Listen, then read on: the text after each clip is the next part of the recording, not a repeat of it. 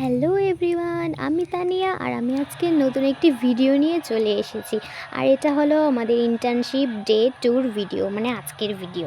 আজকে আমরা কি করেছিলাম এটাই অল্প কিছু ক্লিপ নিতে পেরেছি, তো এটাই তোমাদের সঙ্গে শেয়ার করলাম। আর এখানে যেহেতু আমরা সবাই ইংলিশ ডিপার্টমেন্টের, আমিও ইংলিশ, আমাদের এখানে সঙ্গে যারা আছে সবাই আমরা ইংলিশের স্টুডেন্ট, ইংলিশ ডিপার্টমেন্টের। তো আমরা সবাই এখানে চলে এসেছিলাম লাইব্রেরিতে।